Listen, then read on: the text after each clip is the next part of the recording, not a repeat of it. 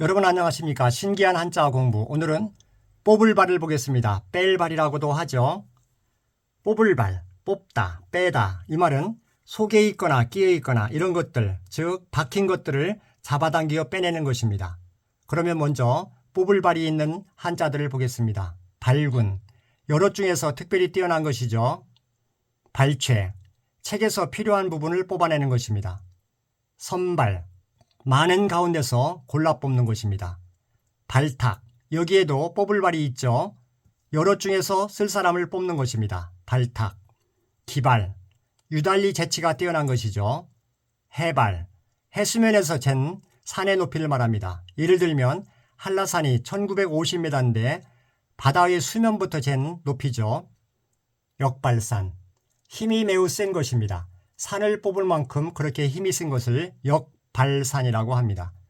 발우기, 털을 뽑는 기계죠.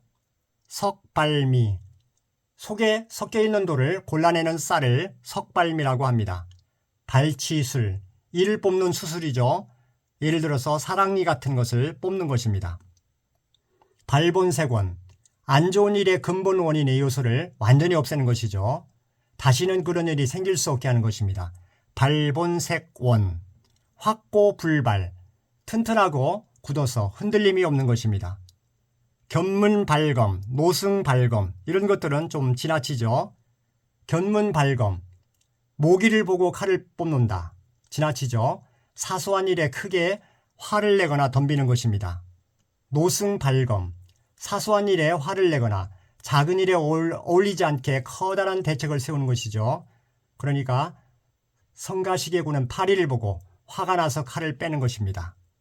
견문발검, 노승발검 이런 것들은 조금 지나칩니다. 그러면 여발통치도 보겠습니다. 네이버 사전에서는 여발통치를 괴로운 일에서 벗어나 시원한 느낌을 갖게 하는 것입니다. 알터니가 빠진 것 같다. 여발통치입니다. 그러면 뽑을 발을 보겠습니다. 위에 한자에서 왼쪽에 있는 손수가 붙습니다.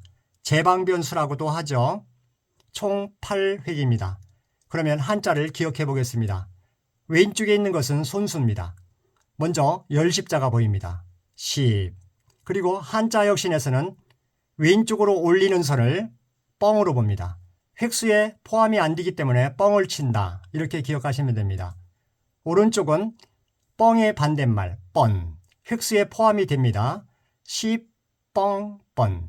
이렇게 기억하시면 됩니다. 그러니까 손수는 하나, 둘, 셋, 3획이 됩니다. 그리고 오른쪽 전체는 달릴 발입니다. 개가 달린다는 것이죠. 개견자가 있으니까요. 개가 달릴 발 이렇게 기억하시면 됩니다. 달릴 발.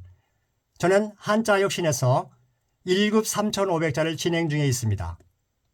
1급 3,500자 안에는 달릴 발, 즉 개가 달릴 발 이 부분이 있는 한자는 총 4개입니다. 오늘은 첫 번째 시간입니다. 그러면 오른쪽에 있는 이 부분을 다시 한번 보겠습니다. 개견자, 개견자는 그대로 개로 기억하시면 됩니다.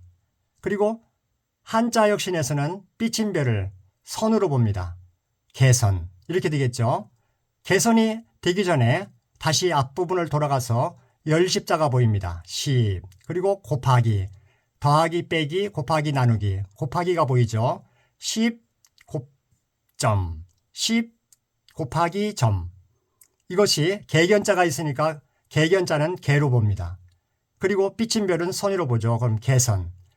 기억을 높이기 위해서 한 글자로 줄여보면 선의 시옷을 개에 붙입니다. 그러면 갯이 되겠죠. 손갯이 됩니다. 손갯.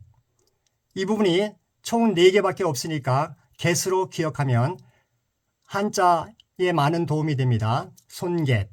이런 생각을 하시면서 기억하시면 됩니다. 손드는 손갯. 손갯은 손으로 뽑아요. 손으로 뽑는 손갯.